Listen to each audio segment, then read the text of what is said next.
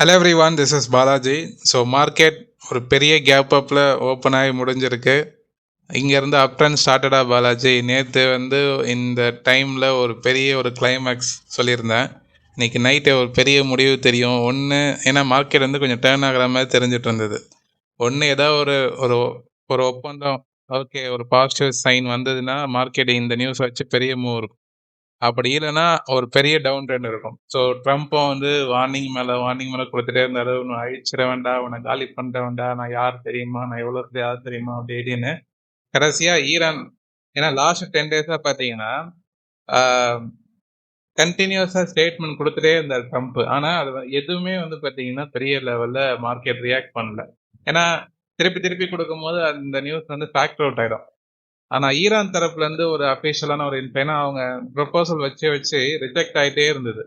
Iran no தேங்க்ஸ்னு சொல்லி reject பண்ணிட்டே இருந்தாங்க. ஆனால் இப்போ அவங்க சைட்லேருந்து ஒரு அஃபிஷியலாக ஓகே, யூஎஸ் கூட பேச்சுவார்த்தை பண்ணுறோம், 2 வாரத்துக்கு சீஸ் ஃபயர் அனௌன்ஸ் பண்ணுறோம் அப்படின்ற மாதிரி ஒரு நியூஸ் வந்த உடனே ஒரு பெரிய லெவலில் Asian market morning gift Nifty பெரிய லெவலில் கேப் அப் ஓப்பனிங் கிடச்சி நிஃப்டிக்கு ஒரு பெரிய ஒரு ரிகவரி கொடுத்துருக்கு. இப்போ என்னென்னா வாட் நெக்ஸ்ட், இங்கேருந்து அப் ட்ரெண்ட் ஆகிடுமா இல்லை ஒரு டெம்பரரி ரிலீஃபா அப்படின்றத நம்ம பார்க்க வேண்டியது இருக்கும்.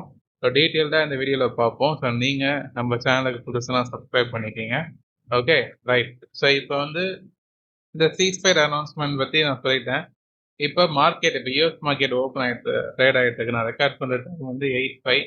கிட்டத்தட்ட அவங்க மார்க்கெட் கேப் அப்பில் ஓப்பன் ஆகிட்டு க்ளோஸ் டு தட் ஒரு 2% ஹையில் ட்ரேட் ஆகிட்டு. நம்ம மார்க்கெட் 3% ஹையில் க்ளோஸ் ஆகிருக்கு. யூஎஸ் மார்க்கெட் 2% தான் இப்போ ட்ரேட் ஆகிட்டு.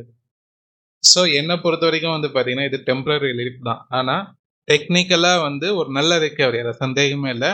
இன்னைக்கு நடந்தது டெம்பரரி ரிலீஃப். ஆனால் ட்ரெண்ட் ரிவர்சலா அப்படின்னு பார்க்கும்போது நான் ஒரு விஷயம் சொல்கிறேன், நல்லா புரிஞ்சுக்கிங்க. எப்போவுமே ஒரு டவுன் ட்ரெண்ட் இருந்தாலும் சரி, அப் ட்ரெண்ட் நீங்கள் அப்சர்வ் பண்ணி இங்கேருந்து பாருங்கள். ஒரு டவுன் ட்ரெண்ட் எப்படி வந்திருக்கு, பிரேக் பண்ணி ஒரு டவுன், ஒரு ஷார்ட் கவரிங், ஒரு டவுன், ஒரு ஷார்ட், இந்த மாதிரி தான் வந்துருக்கு. அதனால தான் அந்த ட்ரெண்ட் ஸ்ட்ராங்காக இருந்துச்சு. இப்போ இன்னைக்கு நடந்த ரிகவரி பார்த்தீங்கன்னா ஒரு ஒரு மெகா கேப் அப்னு சொல்லலாம். கிட்டத்தட்ட ஓப்பனிங்கே 3%, 700 பாயிண்ட்டுக்கு மேலே ஓப்பன் ஆயிடுச்சு. ஆனால் இன்ட்ராடேல வெறும் 100 பாயிண்ட் தான் ஏறி முடிஞ்சிருக்கு. வெறும் 100லேருந்து 130 பாயிண்ட் தான். அப்போ இன்ட்ராடேல பார்த்தீங்கன்னா பெரிய மூவ் இல்லை. Full and full gain only from gap up மட்டும்தான். இது completely news based gap up. ஆனால் ட்ரெண்டு மாறிடுச்சா டெக்னிக்கலாக பார்க்கும்போது இந்த மாதிரி யூஜ் கேப்பை பார்க்கும்போது இன்ட்ராடேல ஓவர் பாத் ஆகிடும். அதனால தான் பெரிய மூவ் இல்லை. என்னன்னா கேப் ஃபில்லிங் ஆகலை இம்மீடியட்டாக. ஆனால் இருந்தாலும் இந்த மாதிரி இதுக்கு பேர் என்ன சொல்லணும் அப்படின்னு ப்ரைஸ் ஆக்ஷன் ஸ்டூடெண்ட்ஸ் யாராவது நம்ம வீடியோ பார்த்துட்டு இருந்தீங்கன்னா, மோஸ்ட்லி பார்த்துட்டு இருப்பீங்க, இது என்ன கைண்ட் ஆஃப் கேப் அப் அப்படின்றது கமெண்ட் பண்ணுங்க. ஓகே, ஸோ எனக்கு தெரிஞ்சு இது ஒரு நியூஸ் பேஸ்டு கேப் அப். ஆனால் இதுக்கு ஒரு பேர் இருக்குது ப்ரைஸ் ஆக்ஷனில். ஸோ இது எனக்கு இப்போ இது ட்ரெண்ட் ரிவர்சலாக ஆகிடுச்சா. நேற்று ஒரு வார்த்தை சொல்லியிருந்தேன், மார்க்கெட் 23,400க்கு மேலே போச்சுன்னா நம்ம ஒரு அப் ட்ரெண்ட் சைன் ஆகுது, கன்சிடர் பண்ணலாம், ரிவர்சல் ஆகுதுன்னு புரிஞ்சுக்கலாம் அப்படின்னு. ஆனால் இன்னைக்கு அதுக்கு மேலேயே தான் ட்ரேட் ஆகிட்டு க்ளோஸ் ஆகிருக்கு. ஸோ இங்கேருந்து அப் ட்ரெண்ட் ஆகும்னா இந்த மாதிரி யூஜ் கேப் அப் ஆகும்போது கேப் ஃபில் பண்ணிட்டு ட்ரை பண்ணும். தட் மீன்ஸ் இப்படி இந்த ப்ரீவியஸ் சைட் 23,400 ஆர்எல்ஸ் 23,200 இந்த இடத்துக்கு திரும்பி மேலே போச்சுன்னா அப் ட்ரெண்ட் கன்ஃபார்ம், அதில் மாற்ற கருத்தே கிடையாது. ஆனால் இப்படியே கேப் அப் நாளைக்கு திருப்பியும் ஹையிலே இப்படி போச்சுன்னா அது சீக்கிரமாக விழுந்துடும். ஸோ ஒரு அப் ட்ரெண்ட்ன்றது ஒரு ஹை, ஒரு லோ, ஒரு ஹை, ஒரு லோ, இந்த மாதிரி போனால் தான் அந்த ட்ரெண்ட் ஸ்ட்ராங்காக இருக்கும். இந்த மாதிரி கண்டினியூவாக அப்படியே போயிட்டே இருந்ததுன்னா அப்படியே குப்பரக்கம் வந்துடும். வி ஷேப் ரிகவரின்னு சொல்லுவாங்க, பம்ப் அண்ட் டம்ப்னு சொல்லுவோம் நம்ம டெக்னிக்கலாக. ஸோ எனக்கு தெரிஞ்சு இது டெம்பரரி ரிலீஃப். பட் இது சஸ்டெயின் ஆகுதான்னு பார்க்கணும், செக். ஆனால் இதில் மாற்றுக்கிறதே கிடையாது, ஒரு ஃபென்டாஸ்டிக் ரிகவரி.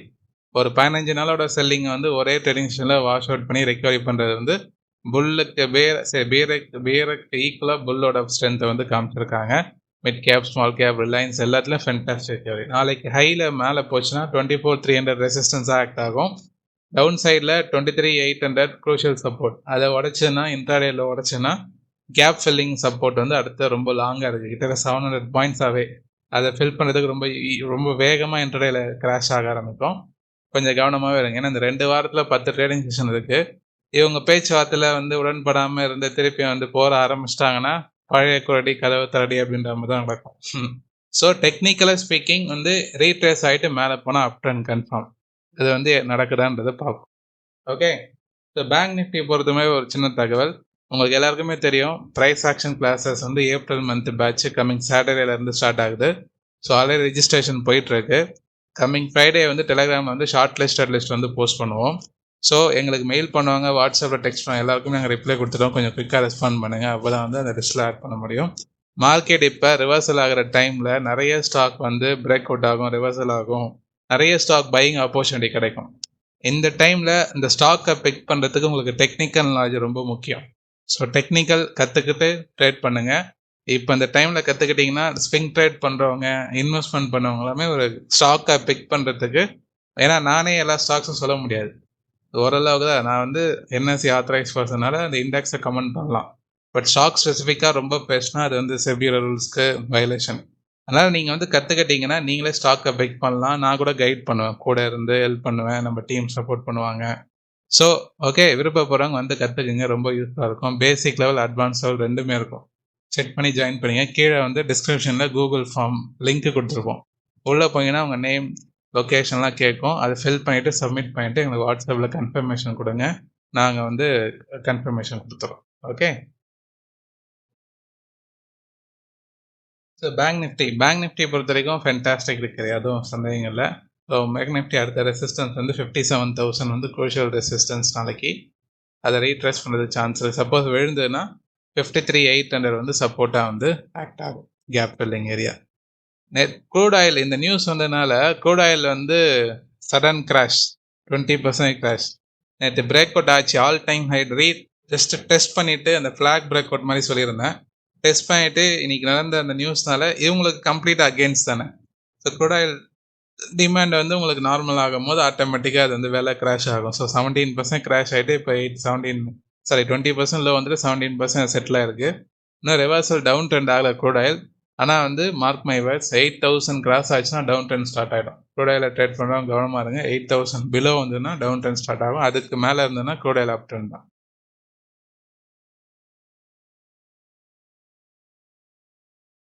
நிறைய ஸ்டாக்ஸ் பிரேக் அவுட் ஆயிருக்கு.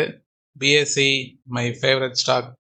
ஸோ வரும் போதே இவன் வந்து என்ன சொல்கிறது, புயல் காலத்தில் ஏதோ சொல்லுவாங்களே, பீச்சில் பொறி சாப்பிட்ருக்க மாதிரி அப்படின்ற மாதிரி வந்து இவன் வந்து ஜாலியாக ஆல் டைம் ஹை பக்கத்தில் தான் இருந்தான்.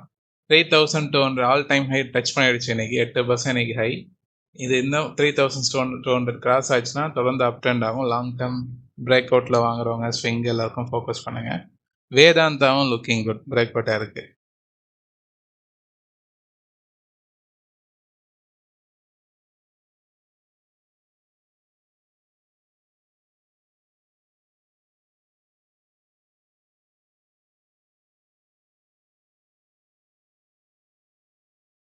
So Vedanta looking good. So looking good, break அவுட்டாக இருக்குது. 739 கிராஸ் ஆச்சுன்னா ஃபோக்கஸ் பண்ணுங்கள், நல்லாயிருக்கும் stock. HDFC good recovery. HDFC நல்ல ரெக்கவரி. 843 கிராஸ் ஆகணும். புல்லிஷ் ரேட் தான், பட் சஸ்டெயின் ஆகுதான்னு பார்க்கணும். ரிலையன்ஸும் ரெக்கவரி. ரிலையன்ஸ் வந்து ஒரு முக்கியமான சப்போர்ட்லேருந்து ஒரு ஃபேன்டாஸ்டிக் ரெக்கவரி. ரிலையன்ஸ் வந்து ஆல்ரெடி ஸ்டேபிளாக தான் இருந்தது. லாஸ்ட் 2 days தான் செல்லிங். பட் 1,400 கிராஸ் ஆச்சுன்னா ரிலையன்ஸ் அப் ட்ரெண்டுக்கு திரும்ப பெட்டிக் ரெசிஸ்டன்ஸுக்கு நோக்கி போகிறதுக்கு சான்ஸ் இருக்குது. இந்தியா விக்ஸ் வந்து ஒரு ஐடியா கிராஷ் ஆகிருக்குங்க. ஆனால் இந்தியா விக்ஸ் வந்து 20 அந்த ரேஞ்ச் 19.9 சம்திங்கில் இருக்குது. இது பத்தாது, 18 பிலோ வரணும். வந்துச்சுன்னா நிஃப்டி அப் ட்ரெண்ட் திரும்பும்.